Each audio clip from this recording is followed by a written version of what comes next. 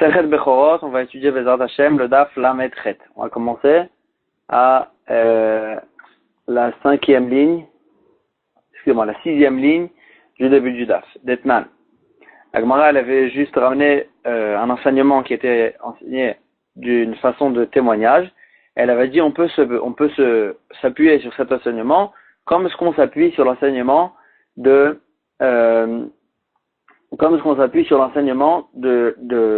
témoignage de Chizkiya Avi Ikesh. Et c'est quoi ce témoignage-là? D'Etnan, la Gemara, elle dit Zou Edut, voici le témoignage et Chizkiya Avi Ikesh, qui a témoigné Chizkiya Avi Ikesh, Lifnei Rabban Gamliel Beyavne, devant Rabban Gamliel Beyavne, Shamar Mishum Rabban Gamliel Azaken, au nom de Rabban Gamliel Azaken, Kol she'en lo toch kli cheres, en lo achoraim lechalika. Tout bekli cheres. Tout, on sait très bien qu'il y a une différence dans les halachot de Touma et de Tahara entre un ustensile en argile et un ustensile dans les autres matières. L'argile, il rend tamé de l'intérieur. Si la Touma elle touche l'intérieur du cli, ou bien même elle est dans l'espace intérieur du cli, elle rend tamé tout le cli. Si la Touma elle touche l'extérieur, ça ne rend pas tamé le cli. Et dans les autres ustensiles, même l'extérieur, il rend tamé, Et là, maintenant, ce témoignage, il parle d'un ustensile d'argile qui n'a pas de récipient, il n'a pas d'intérieur. Donc, il y a un côté qu'on utilise et un côté qu'on n'utilise pas, mais c'est pas un récipient, c'est droit. Qu'est-ce qui se passe? Comment on va l'analyser au sujet de Touma et de Tahara? Et là, il nous dit Kol she'en lo toch bekli cheres, tout ustensile d'argile qui n'a pas d'intérieur, qui n'a pas de récipient, en lo achoraim lechalika, il n'est pas différencié du côté extérieur qu'on n'utilise pas. Puisqu'il n'y a pas de récipient, il n'y a aucune différence entre l'intérieur et l'extérieur. Et donc quoi? Nitma tocho, nitma gabo, si la Touma elle a touché l'intérieur, l'extérieur aussi devient tamé, nitma gabo, nitma tocho, et même si la Touma a touché que l'extérieur, l'intérieur aussi deviendra tamé. La Gemara elle pose la question, kli cheres, betochot ala rachmana. La Torah elle a fait dépendre la Touma du kli cheres, d'argile, qu'il y ait tocho, qu'il y ait un récipient, qu'il y ait un récipient, it le tor, it mele, s'il y a un récipient, il y a une possibilité qu'il devienne tamé. Let le tor, lo it mele, s'il n'y a pas de récipient, dans un ustensile d'argile, et il ne pourra pas devenir tamé. Amar Ravitrak Baravin, il répond, Achika Amar. Ben, on ne parle pas d'un ustensile d'argile. L'ustensile d'argile, c'était juste un exemple. Kol she'en lo tor bekli cheres, tout ustensile qui n'a pas de récipient dans un ustensile d'argile, kenegdo bekli shetef, en lo achoraim lechalika. Donc, son cas parallèle, un ustensile parallèle dans un ustensile qui n'est pas d'argile, kli shetef, c'est un kli qui n'est pas d'argile, qui peut être lavé et devenir tahor, au mikvé. Alors, celui-là, en lo achoraim lechalika, il n'aura pas de différence entre l'intérieur et l'extérieur. Nitma tocho, nitma gabo, nitma tocho, et celui-là, si la Touma elle touche l'intérieur ou l'extérieur, tout l'ustensile deviendra tamé, mais on ne parle pas du kli cheres, on ne parle pas de l'ustensile d'argile, on parle des autres ustensiles, que cela, la Torah n'a pas fait dépendre qu'il y ait un récipient. Alors, moi, elle pose la question, si ben on ne parle pas d'un ustensile d'argile, alors l'amali les mitle et kli cheres, pourquoi on a eu besoin de rentrer dans cette histoire, l'ustensile d'argile Nema? On n'avait qu'à dire tout simplement, Kol she'en lo tor bekli shetef, tout ustensile qui est dans un ustensile qui n'est pas d'argile. Alors là, ici, il n'a pas de récipient. En lo achoraim lechalika, il n'est pas différencié du côté extérieur qu'on n'utilise pas, sans avoir besoin de rentrer le kli cheres à l'intérieur. La Gemara a dit à Kamashmalan, on vient nous apprendre un chidouche, deyesh lo tor areu ki kli cheres. Si même dans les ustensiles qui ne sont pas d'argile, s'ils ont un récipient, ils auront la même halakha qu'un ustensile d'argile. Quel sujet? Makli cheres nitma tocho nitma gabo. De la même manière qu'un ustensile d'argile, si la Touma elle vient de l'intérieur, alors là l'extérieur aussi deviendra tamé. Lo nitma tocho, si la Touma n'a pas atteint à l'intérieur, lo nitma gabo. Là, l'extérieur ne va pas devenir tamé. Af kli shetef, même la même chose pour un kli shetef, pour un ustensile qui n'est pas, pour un ustensile qui n'est pas d'argile, nitma tocho, nitma gabo. Si la touma elle vient de l'intérieur, elle va atteindre aussi l'extérieur. Si l'autre nitma tocho, si la touma ne vient pas de l'intérieur, l'autre nitma gabo. Ça va pas atteindre l'extérieur. Agmara, elle dit, d'où tu apprends cette chose-là? Bishla makli cheres. Je comprends au sujet de l'ustensile d'argile. Galebe Rachmana. La Torah, elle nous a dévoilé, mefourash, tocho, qu'il y a une halakha, qu'il faut que la touma, elle vient de l'intérieur. Et la clichetef, mi galebe Rachmana tocho. Est-ce que la Torah nous a parlé de l'intérieur, de l'extérieur? La Torah nous a fait aucune différence entre l'intérieur et l'extérieur. Pourquoi faire une différence? Agmara, elle dit, Ibe touma de oraita, chinami, c'est vrai, t'as raison. Au sujet d'une touma minatora, il n'y a aucune différence entre l'intérieur et l'extérieur sur un ustensile qui n'est pas d'argile. Un chabem askinan, ici de quoi on parle? Betumat mashkin de rabanan. On parle d'une touma qui vient des liquides, des liquides, des rabanan, d'une touma des rabanan.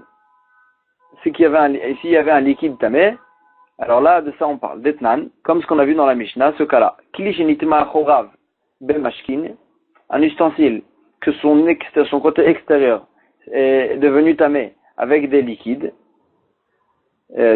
qu'on peut boire. Achorav tmeim, alors l'extérieur il sera tamé. Tocho, l'intérieur, ogno c'est une sorte d'anse.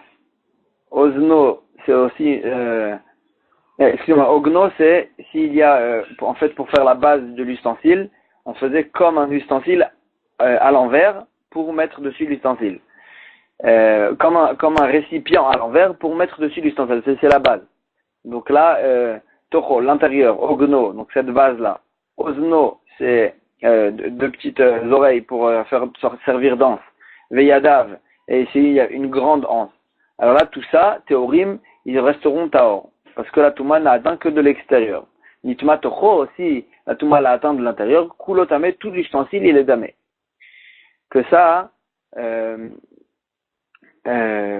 pourquoi? Et ça, pourquoi cette différence? Normalement, il n'y a aucune différence entre l'intérieur et l'extérieur.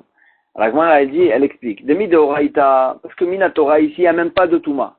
Pourquoi? En ochel metamekli, ven mashke metamekli. Un aliment ne rend pas tamé un ustensile et une boisson ne rend pas tamé un ustensile. Donc ici, il n'y a pas de touma de oraïta du tout. Vera banane des gazo. C'est que Chachamim qu'ils ont fait une gzera que même la boisson va rendre tamé un ustensile. Pourquoi ils ont fait cette gzera? Mishum mashke zav vezava, pour ne pas qu'on fasse, pour ne pas qu'on n'arrive pas à différencier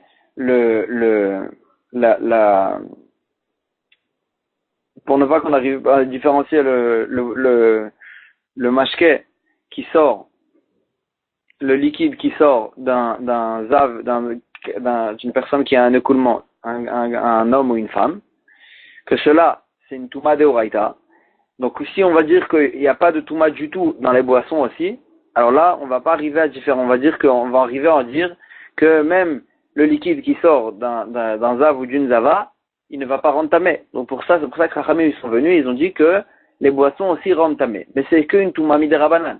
Et donc, pour qu'on fasse attention que c'est qu'une touma de rabanan et c'est pas une touma de oraïda, alors Chachamim ils ont fait une différence avec les autres toumot.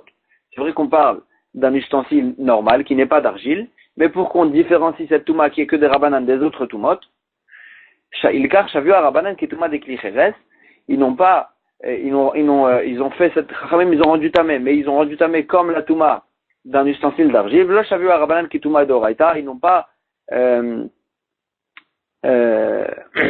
rendu cette touma comme une touma minatora pour qu'on fasse bien la différence.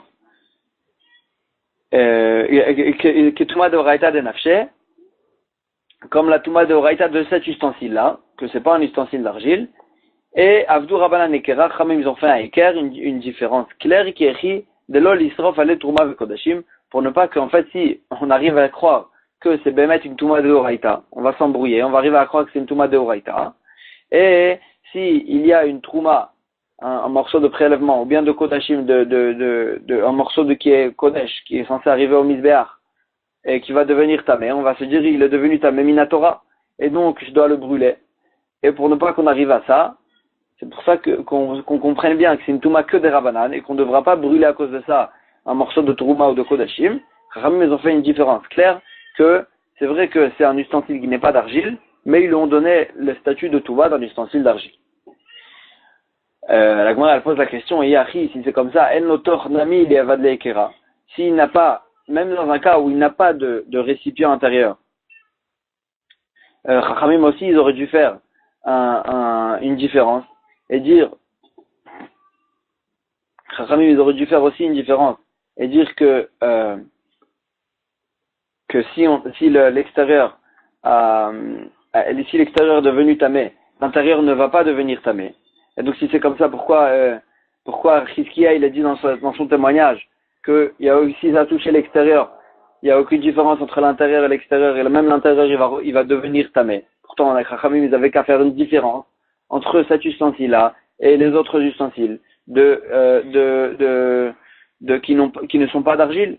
Agmara a dit, il n'y a pas besoin de faire une telle différence. Keman Gavdu Ekera, une fois que Chachamim, ils ont fait un équerre, une différence entre cette Touma des Rabanan et les autres Toumot, Beyesh Lotor, dans un cas où il y a un récipient, il y a Dia Den Lotor Midé Rabanan, on va comprendre aussi que même dans un cas où il n'y a pas d'intérieur, il n'y a pas de récipient, dans un cas où c'est devenu tamé à cause d'une boisson, c'est une Touma que des Rabanan, il n'y a pas besoin de faire une différence, même dans un cas pareil où il n'y a pas de récipient. La Gemara pose la question, Ve'en lotor biklishetef deoraita bar kabule tumahu. Est-ce que tu peux dire que dans un cas où il n'y a pas de récipient, dans un klishetef, dans un ustensile qui n'est pas d'argile, est-ce que midoraita il peut recevoir la tuma bichlal? Pourtant, dumia de sak bainan. Dans les psukim, on voit que pour que ce soit un ustensile qui puisse devenir tamé, il faut qu'il ressemble à un sac, un sac, ma sac vitaltel malé, verikan. De la même manière, un sac, on l'utilise rempli ou vide, parce qu'il a un récipient, afkol, tout ustensile qui veut devenir tamé, vitaltel malé, verikan, il faut qu'il soit utilisable, plein ou vide. Donc il faut qu'il ait un récipient. Et donc comment tu peux dire que Midoraita, il peut devenir tamé un tel ustensile qui n'a pas de récipient? L'Agma a dit, on parle le témoignage de Chizkiya qui parle de Kelim, d'ustensiles qui n'ont pas de récipient, et quand même ils deviennent tamés. Il parle des ustensiles qui peuvent être piétinés. Piétinés, donc c'est par exemple, on peut s'asseoir dessus, on peut se coucher dessus. Tout ça, c'est des ustensiles que même qu'ils n'ont pas de récipient, ils peuvent devenir tamé minatora en tant que midras. L'Agma a dit, Yachi, si c'est comme ça, Cheres Nami, même un ustensile d'argile, même s'il n'a pas de récipient, on n'avait qu'à le faire ressembler à ce midras en question et lui permettre de devenir tamé. L'Agma a dit, En midras bekli cheres, il n'y a pas d'ustensile d'argile qu'on peut s'asseoir dessus ou se coucher dessus. L'argile, il est très fragile et il va se casser, et donc il n'y a pas de possibilité de rendre ce statut de Touma dans les ustensiles d'argile. Et là, la Gemara, elle finit cette parenthèse sur ce témoignage, et elle revient à notre sujet essentiel, c'était la marloquette entre Beth Shammai et Beth Hillel, à savoir le shiur de trou qu'il y ait dans la gougolette pour que ça s'appelle un moum, et que le Bechor, on pourrait le shriter à cause de ça. On avait vu que au sujet de la vie de Beth Hillel,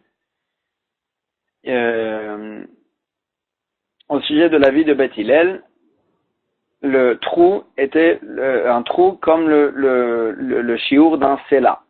Ça, c'était le trou qu'il fallait dans la goulgolette, dans le squelette de la tête, pour que ça s'appelle un moum. Et là, la Gemara, elle avait posé la question. Si c'est comme ça, Beth Shammai et Beth Hillel, ils disent la même chose. Pourquoi? Parce que, qu'est-ce qu'ils ont dit Beth Shammai? Beth Shammai, ils ont dit le shiur, il était comme, il faut que le trou, il soit melom makdear, l'épaisseur d'un poisson, d'un l'ustensile pour poinçonner. Et, pour faire un trou. Et donc ça, c'était l'épaisseur qui devenait, qui faisait un moum, qui rendait le Bechor avec un statut de moum. Alors là, c'est comme ça, la Gemara pose la question. Pourtant, dans la Mishnah, dans Kelim, au sujet de Touma et Tahara, on avait trouvé que la Mishnah nous disait que c'est quoi l'épaisseur de Melo Makdeach, du poinçon en question, de la Lishka qu'il y avait au Beth Amikdash, c'est l'épaisseur de Sela nironite, un certain Sela. Et donc on voit bien que Melo Makdeach, c'est l'épaisseur d'un Sela. Et donc si Beth Hillel, ils disent aussi un Sela, alors il n'y a aucune différence entre Beth Shammai et Beth Hillel. Comme ça, la Gemara, elle avait posé la question, et elle avait répondu une certaine réponse. Et là, Rav Papa, il vient et dit une autre réponse. Rav Papa Amar, Rav Papa, il dit, Makdeach Gadol Shaninu, dans la Mishnah de Kelim, qui nous dit que le Makdeach, le poinçon en question, c'était un Sela, ça c'était un Makdeach Gadol, c'est un grand Makdeach, un grand poinçon. Michlal, des Makdeach Stam Zutra Misela. Ça veut dire que un poinçon qui n'est pas grand, qui n'est pas le grand, alors là, celui-là, il vaut moins qu'un Sela. L'épaisseur, elle est moins qu'un Sela. Et donc ça, c'est l'avis de Beth Shammai chez nous, qui nous dit Melo Makdeach, pas un grand Makdeach, un Makdeach normal. Et donc ça, c'est moins qu'un Sela. Et l'avis de Beth Hillel, c'était qu'il fallait quand même un Sela. Donc Beth Shammai, il dit un plus petit shiur que Beth Hillel. Et là, la Gemara, elle pose la question, Anicha le Rabbi Meir, et là, le Rabbanan Maïka le Mar. D'après Rabbi Meir, que la Gemara, elle va tout de suite ramener, je peux dire cette réponse, mais d'après Rabbanan, je peux pas la dire, d'Etnan, comme ce qu'on a vu dans la Mishnah d'Oralot. Beze Magdeach Amrou, de quel Magdeach il parle Beth Shammai, Bekatan Shel Rofim, on parle du petit Magdeach des médecins, que les médecins ils utilisent pour faire un trou dans la tête pour arranger ce qu'il fallait. Divrei Rabbi Meir, c'est d'après Rabbi Meir. Chachamim Omrim, et Chachamim ils disent Begadol chez Lishka, on parle du grand poinçon de la Lishka qu'il y avait au Beth Amikdash. Et donc on voit bien que Chachamim, c'est que Chachamim qui pense que là-bas Beth Shammai parlait du grand poinçon. Et celui-là il était égal au Sela. Mais Rabbi Meir là-bas il pensait qu'on parlait du petit. Et donc impossible de dire que là-bas c'était le grand. Alors Agmar pose la question, ou les Rabbi Meir Minicha, et même d'après Rabbi Meir, est-ce que tu peux répondre une telle réponse comme ce que tu as dit, que là-bas, Beth Shammai, que le Makdeach qui parle de chez nous, Beth Shammai, c'est un Makdeach qui est plus petit qu'un Sela. Et donc, si tu dis comme ça, avec les Mikoulé Beth Shammai, Mechumro Beth Hillel, Beth Shammai dit ici un plus petit shiur que Beth Hillel. Parce que Beth Shammai il dit le Melo Makdeach qui vaut moins qu'un Sela. Et Beth Hillel il dit il faut quand même un trou comme un Sela. Et donc, ça veut dire que Beth Shammai, il pensait, il dit comme le plus petit shiur, ça veut dire qu'il est mekil. Dès qu'il y a un trou comme celui-là, alors là, il n'y aura plus de Touma à cause de cette goulgolette. Et pourtant, nous, on a une Mishnah qui nous cite les cas. Normalement, Beth Shammai doit être plus mahmir que Beth Hillel. Il y a une Mishnah qui cite quelques cas qui sortent de ce principe-là, quelques exceptions, et il cite pas cette Mishnah. Ve'anan, et nous, Detnantnan, les exceptions que la Mishnah, elle cite, c'est cela. Delotnan, Lotnan, les exceptions que la Mishnah, elle ne cite pas, ça veut dire qu'ils sont pas vrais. Et donc, ça veut dire que c'est impossible de dire ici que Beth Shammai va se trouver plus Mekil que Beth Hillel. Et donc, tu peux pas répondre comme ça. La Gemara, elle, quand même, elle répond d'une autre façon. Et elle dit, Amar Rav Nachman, il répond d'une autre façon. Et il dit, c'est la Nironi Chaninu.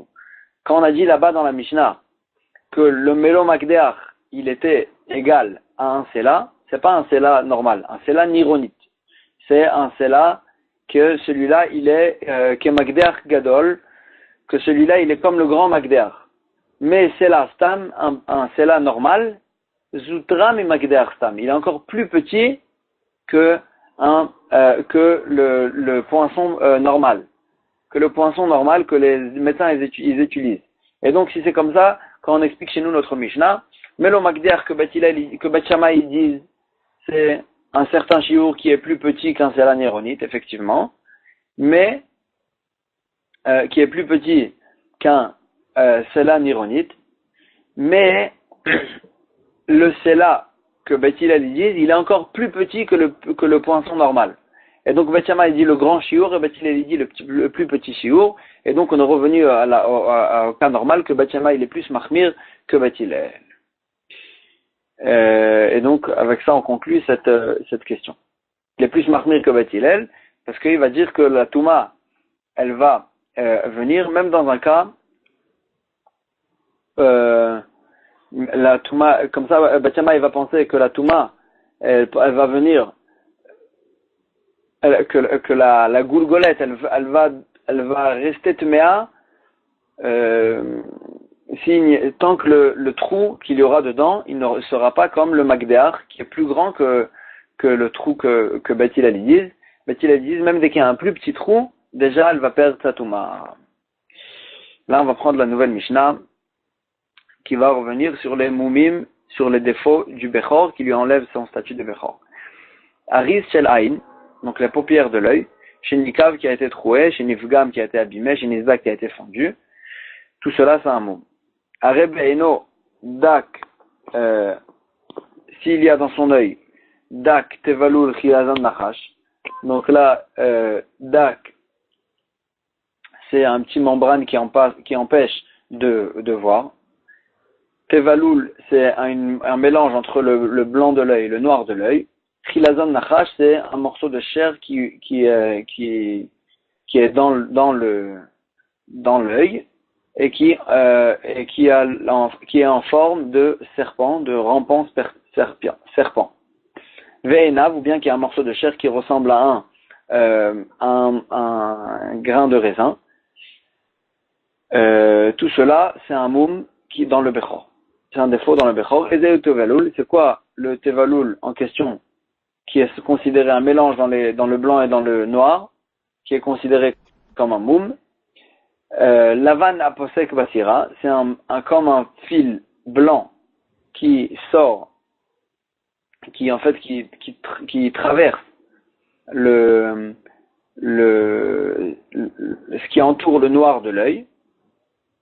Venirnas bashachor, et qui rentre dans le noir, que dans le noir de l'œil, il y a comme un fil blanc. Maintenant, si c'était l'inverse, c'est un fil noir, shachor, venirnas balavan, qui rentrait dans le blanc de l'œil, et nomum, ça s'appelle pas un défaut. Quand il y a du noir sur le blanc de l'œil, ça s'appelle pas un défaut, parce que le blanc de l'œil n'est pas considéré comme une partie de l'œil, mais juste comme shuman ha'ain, la Gemara va expliquer, c'est considéré comme de la graisse de l'œil. L'œil, c'est que le noir. Mayaris, qu'est-ce que c'est le ris? Amar Papa, Tura Beradeina, c'est la partie extérieure de l'œil, c'est la paupière. Dak Tevalul, on avait dit Dak Tevalul, donc s'il y a un membrane qui empêche de voir, ou bien Tevalul, quelque chose qui mélange les couleurs de l'œil. Tanura Banan, Dak Meshuka Arezemum.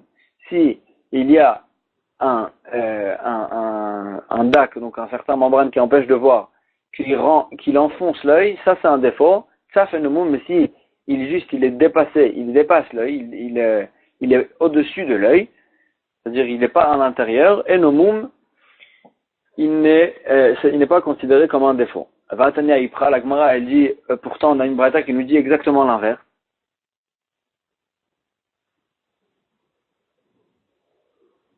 Vatania Ipra, la Gemara, on a une braïta qui nous dit exactement l'inverse. La Gemara dit Lokashia, Habe Shachor, Habe Lavan. Ça dépend de quel côté de l'œil, de quel endroit de l'œil on parle. Dans le noir ou dans le blanc. La première braïta, elle nous parlait du noir de l'œil. Dans ce cas-là, s'il y a un membrane qui est enfoncé, c'est un défaut. Il dépasse, c'est pas un défaut. Et dans le blanc de l'œil, c'est l'inverse. Alors, quand elle pose la question, pourtant la Mishnah nous dit que dans le blanc de l'œil, ça fait pas partie de l'œil et qu'il y a aucun défaut qui peut être là-bas. Et là, la Gemara, elle dit, bedok, on parle que du noir de l'œil, mais il y a une différence entre de quelle couleur il est ce membrane en question, ce fil en question. Bedok lavan, bedok shachor. Si le fil il est blanc, alors là, c'est ce qu'elle nous dit la deuxième braïta, qu'il faut qu'il dépasse pour qu'il soit un moum, pour qu'il soit considéré comme un défaut. Bedok shachor, la première braïta qui nous dit que s'il est à l'intérieur, qu'il est enfoncé à l'intérieur, que là ça s'appelle un défaut. Bedok shachor, on parlait d'une membrane de couleur noire. Et la Gemara elle ramène une preuve d'Amar Baba Bachana, comme ce qu'il a dit Rabba Bachana, Sachli Yoshia de Minusha, il m'a raconté Rabbi Yoshua de Usha, Dak Shachor Meshuka Arezemum, s'il y a un membrane noir, s'il a enfoncé, c'est un défaut, Tsafendomum, s'il dépasse, c'est pas un défaut. Dak Lavan, si c'est un membrane blanc, Meshuka Enomum, c'est l'inverse, s'il est enfoncé, c'est pas un défaut, Tsaf Arezemum, s'il dépasse, là, c'est un défaut. Vesimanaïch, comment tu vas retenir cette halakha? Barka. Il y a un défaut connu qui s'appelait Barka, et lui il était blanc et qu'il dépassait, donc on voit bien que s'il est blanc, il faut qu'il dépasse, s'il est noir, il faut qu'il soit enfoncé. Chilazon Nachash Veinav, on avait vu que s'il y a un morceau de chair qui ressemble à un rampant serpent, ou bien un grain de raisin, là c'est un moum. Iba yaleu. La Gemara a eu un safek. Chilazon hu nachash. Est-ce que le chilazon c'est le nachash ou bien c'est deux choses différentes? Odilma chilazon o nachash. Ou bien un chilazon c'est une sorte de rampant o nachash ou bien qui ressemble à un serpent. Tashma d'Amar Rabba Bachana. Il a dit Rabba Bachana. Sachli Rabbi Yochanan ben Elazar. Il nous a raconté Rabbi Yochanan ben Elazar. Zaken echad haya b'shchunatenu. Il y avait dans notre voisinage un vieux, Rabbi Shimon ben Yossi, la Kunya Shemo. Il s'appelait Rabbi Shimon ben Yossi la Kunya. Ou Miyama il a avarti les fanav, et c'était un Talmid Chacham, je l'ai jamais dépassé. Jamais je marchais devant lui. Pas machat, une fois avarti les fanav, j'ai quand même marché devant lui. Amarli, il m'a dit, chef Beni, chef, viens, assis-toi mon fils, assis-toi. Et je vais t'apprendre une halakha. Chilazon, zemum kavua lishrot alav. Le chilazon, il a montré, il y avait là-bas un Bechor, une Behema Bechor, qui avait un défaut, qui était un chilazon dans l'œil. Zemum Kavua, c'est un défaut fixe. Lishrot alav, on peut faire la shrita du Bechor à cause de ce défaut-là. Vezeu nachash amur chachamim, mais c'est ça, le serpent qu'on dit les chachamim, que c'est considéré comme un défaut. Bon, donc on voit bien que le chilazon en question, c'est le nachash, c'est pas deux défauts différents. C'est la même chose. Là, Gemara a ouvert une parenthèse, elle dit, et bien que les Chachamim, ils ont dit, un homme, il peut pas juger pour soi-même, pour son Bechor, pour sa propre Behema de Bechor. Est-ce que le défaut qu'il voit, c'est considéré comme un défaut ou pas? Parce qu'en fait, il est Nogea, il a des intérêts. Aval, Moré alacha la Talmidim, mais Talmidim morim lo. Mais, bien qu'il peut pas être possède pour soi-même l'halakha, il peut quand même enseigner l'halakha en tant qu'enseignement à ses élèves. Vetalmidim orimlo, et ses élèves, ils vont lui dire quelle est l'halakha dans son cas. Donc on peut passer par les élèves. Donc c'est ça en fait ce qu'il a fait, ce Rabbi Shimon ben Yossi la Kunya. Il a enseigné cette halakha à Rabbi Yochanan ben Elazar qui est passé à côté de lui, et comme ça il peut lui être possède la halakha. Pourtant à la Gemara elle repousse ça aussi, elle dit Vamar Rabbi Abba, Amar Avuda, Kol Talmid Chacham, Shemore Alacha ou Ba, tout Talmid Chacham qui vient et qui ramène une nouvelle Alacha. Im Kodem Maaseh Amarasi, il a enseigné cette Alacha avant que il y a une histoire pareille qui lui est arrivée. Alors là, Shomilo, puisqu'il nous a déjà enseigné cette Alacha, même une fois que un cas pareil lui est arrivé, on l'écoute et on peut s'appuyer sur son enseignement. Mais si il nous enseigne cette Alacha, qu'une fois qu'un cas pareil lui est arrivé, alors là, Enshomilo, on peut pas l'écouter, on peut pas être possède son cas selon la halakha qu'il vient de nous enseigner, qui nous enseigne quand son cas lui est arrivé. Et donc ici aussi, puisque le Bechor, il était déjà à côté de lui, donc là on peut pas, et c'est que maintenant qu'il nous enseigne cette halakha de Nachash, de ce défaut-là, alors là on peut pas s'appuyer sur son enseignement pour lui être possède son cas. Agmara a dit, effectivement, c'est pas qu'il a enseigné un nouvel enseignement. Iunami, More Uba Ava Milkara, il enseignait tout le temps cette halakha, c'était une halakha qu'il avait déjà enseignée, pas une nouvelle halakha qu'il voulait lui enseigner. Ezehu Tevalul, Agmara elle revient sur notre sujet. C'est quoi ce Tevalul en question qui est un mélange dans les couleurs de l'œil? Lavan Aposek et Asira, c'est un fil blanc qui coupe le sira. Sira, c'est la partie de couleur qui entoure le noir de l'œil.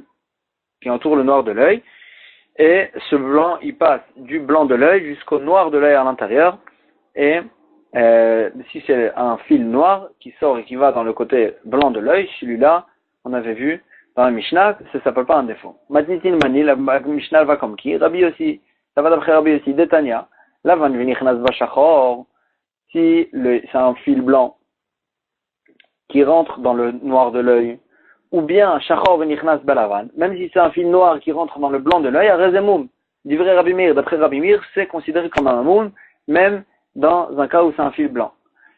Et même dans le cas où c'est un fil noir qui va dans le blanc de l'œil. Rabbi aussi Omer, Rabbi aussi dit, comme notre Mishnah, Lavan venichnas bashachor rezemoum, si c'est un fil blanc qui rentre dans le noir de l'œil, c'est un défaut. Shachor venichnas balavan et nomoum.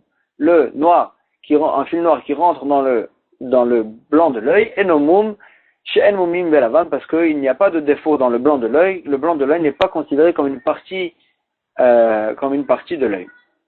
Amarav, Ravi dit, Maïtama de Rabbi aussi, quelle est la raison de Rabbi aussi que le blanc de l'œil n'est pas considéré comme une partie de l'œil? Dirtiv, comme ce qui est écrit dans le Passouk, Yatsa Mechelev Enemo, David Ameler dans le Teilim, il parle des Rechaïm, et il dit, le Racha, il est parti dans des mauvais chemins, à cause de Mechelev Enemo, de la graisse qu'il y a dans son œil. On voit bien que Tarba de Ena Ikres s'appelle la graisse de l'œil. Le blanc de l'œil est appelé la graisse de l'œil, et Nemo Sama le Ikre, il n'est pas appelé une partie de l'œil, il appartient à la graisse de l'œil.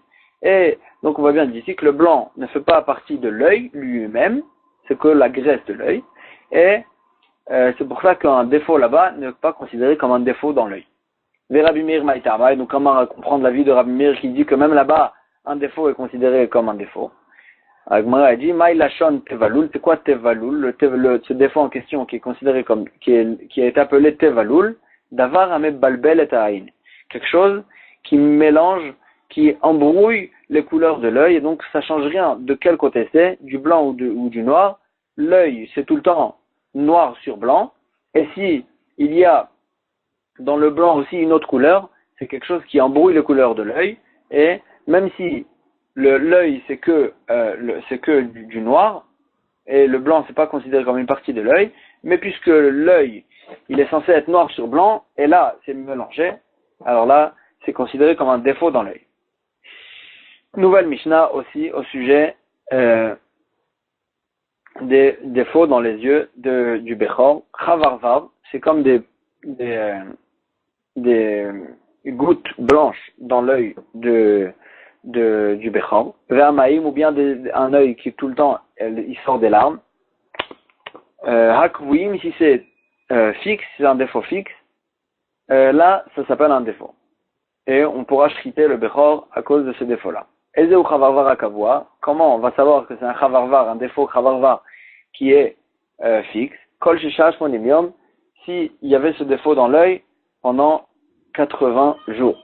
Rabbi Chanela ben Antignos, Rabbi Chanela ben Antignos, il dit, Botkim oto shalosh pamim betoch shmonim yom, on le vérifie le Bechor, dans l'œil du Bechor, 3 fois dans ces 80 jours, c'est-à-dire chaque 26 jours et quelques, on va vérifier le Bechor, et si il reste pendant ces 80 jours, alors là, ça va s'appeler un défaut kavua, et on pourra shriter le Bechor à cause de ça. Ve'louen ma'im akuvim, et c'est quoi l'eau, si le Bechor en question, il sort tout le temps des larmes, comment on va savoir est-ce que c'est kavua, c'est fixe, ou bien c'est un défaut qui part? Alors là, on va en faire, pour vérifier est-ce que c'est un défaut fixe, on va essayer de le guérir, et si il guérit pas, alors là, s'il guérit pas, ça veut dire que c'est un défaut fixe. Maintenant, de quelle façon on va essayer de le guérir? Et c'est ça que la Mishnah va expliquer. Achal lach. Normalement, il faut qu'il mange, du foin humide et ensuite du foin sec. Ça normalement, c'est censé le guérir, l'œil. Et si ça n'a pas guéri grâce à ça, ça veut dire que c'est un défaut kavua. Maintenant, la Gemara elle dit, il faut d'abord l'humide et ensuite le sec.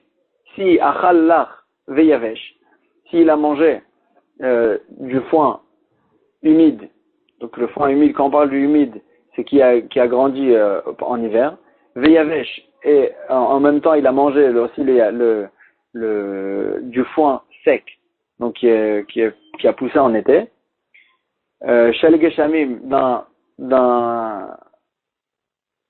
d'un champ qui est arrosé avec les pluies, ou bien il a mangé l'ach veyavesh shel shlachim, ou bien il a mangé aussi ensemble l'humide et le sec d'un champ qu'il faut abreuver, qu'il faut arroser de soi-même, ou bien achal hayavesh v'achakach alach, ou bien s'il a mangé d'abord le sec et ensuite l'humide, et nomum, là on peut pas dire à cause de ça que c'est un défaut, et ça va pas être un défaut parce qu'on sait pas encore s'il est fixe. Sauf s'il mange d'abord l'humide et ensuite le sec, ce que là normalement c'est censé le guérir. S'il n'a pas guéri, c'est que c'est un défaut kavua. Matnitin mani, la Gemara elle dit, elle va comme qui notre Mishnah, qui est Rabbi Yehuda, Rabbi Yehudaï, ça va d'après Rabbi Yehuda, Detania, comme ce qu'on a vu dans une braïta, chavarvar kavua, arba'im yom, le défaut chavarvar, il est considéré comme fixe si il est resté pendant 40 jours. Umayim akvuim shmonim yom, et les larmes, quand est-ce qu'il sera considéré comme fixe? Pendant 80, s'il est resté pendant 80 jours, dit Rabbi Meir, ça va d'après Rabbi Meir. Donc pas comme notre Mishnah. Rabbi Yehuda Omer, Rabbi Yehuda dit comme notre Mishnah, chavarvar shmonim yom, même le chavarvar aussi, c'est un défaut pour être fixe, il faut qu'il soit pendant 80 jours. Velo en maïm akuvim, et quelle est la façon de savoir est-ce que les larmes c'est un défaut fixe ou pas? Achalach veyavesh shel bet habal, s'il a mangé du foin,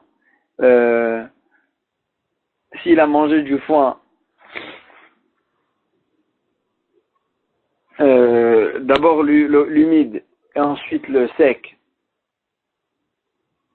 d'un champ qui est arrosé avec la pluie, ou bien l'achveave shel bet hashlachim, ou bien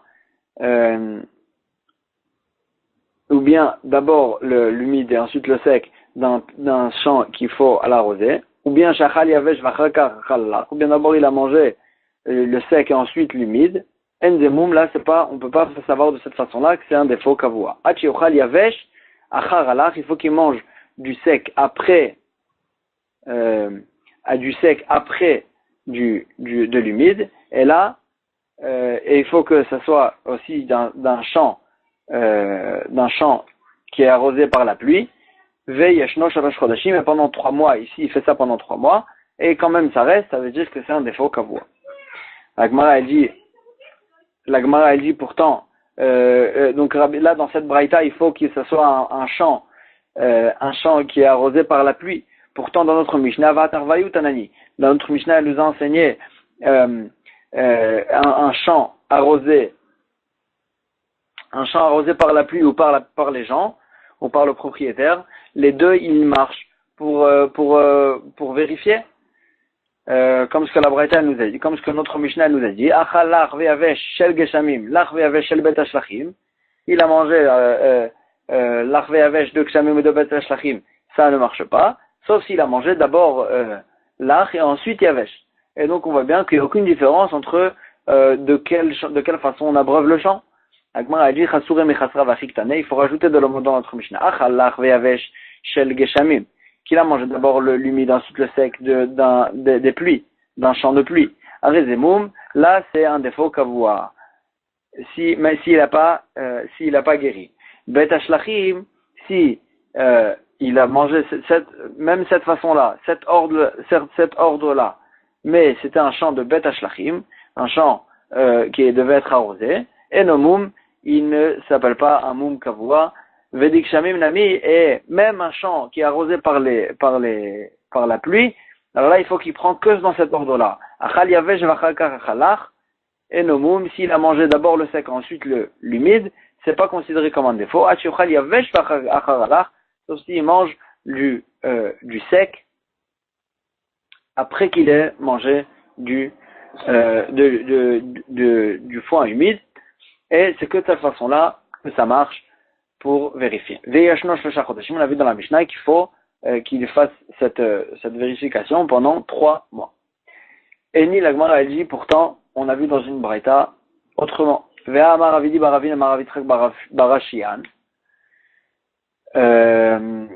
Quand on parlait de sec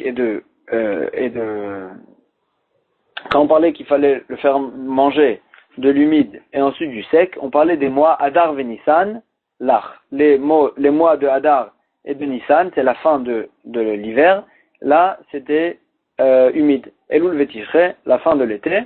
Yavesh, ça c'est les 2 mois où la récolte elle est sèche. Et donc, on voit bien que c'était pendant 4 mois, pas pendant 3 mois. Agmara, elle dit, Emma, il faut dire que son intention, elle était pas les 2 mois entiers, les 2 mois entiers. Adar vechatzi Nissan. Adar et la moitié de Nissan, c'était l'humide, l'ach. Elul vechatzi Tishre. Elul, la moitié de Tishre, c'était Yavesh, c'était du sec. Et donc, il y avait, en tout, ça faisait 3 mois et pas 4 mois. Agmara, elle dit,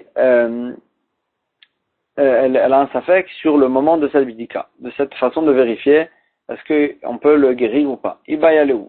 Lach bisman lach, yavesh bisman yavesh. Est-ce qu'il fallait lui faire manger le foin humide pendant le moment où ça pousse de l'humide, c'est-à-dire pendant la fin de l'hiver, pendant l'hiver, ça c'est ça qu'il fallait. Il fallait lui faire manger l'humide pendant l'hiver, ve yavesh bisman yavesh, et le sec pendant l'été. C'est-à-dire pendant la fin de l'été, la fin de l'hiver et la fin de l'été. Odilma, alar, veyavesh, pisman alar. Ou bien, on pouvait prendre l'humide et le sec, lui faire manger tout ça, bisman alar, pendant l'hiver. Et on n'avait pas besoin d'attendre l'été pour lui faire manger la partie sèche. C'est-à-dire en fait on pouvait garder du sec de l'été pour jusqu'à la fin de l'hiver. À la fin de l'hiver on lui faisait manger d'abord l'humide, donc la récolte de maintenant, l'humide, et après le sec qu'on a gardé depuis l'été dernier, depuis la fin de l'été dernier. Agmara elle essaie de ramener une preuve tashma. Ce qu'on a vu, Adar Venissan Lach, Elul Vetishre Yavesh. Les 2 mois de Adar et Nissan, c'est l'humide, et Elul et Tishre, c'est le sec. Donc ça veut dire, Mashma, Bepashtout, qu'il faut attendre Elul et Tishre pour faire la fin de cette vérification. Agmara, elle repousse, elle dit non. Dilma, on parle de la récolte de ces moments-là, mais pas qu'on fallait attendre à ce moment-là. Pere de Elul Vetishre Machin Nale, Adar Venissan, la récolte de la fin de l'été, de Elul et Tishre, on attendait jusqu'à la fin de l'hiver prochain pour lui faire manger. Machin ale Badar Venissan, lui faisait manger en Adar et en Nissan, après lui avoir fait manger l'humide de ces mois-là, et c'est à ce moment-là qu'on lui faisait manger tout ça. On n'avait pas besoin d'attendre on n'avait pas besoin d'attendre, donc là on n'a pas de preuve de quelle façon on faisait ça. On va s'arrêter ici pour aujourd'hui.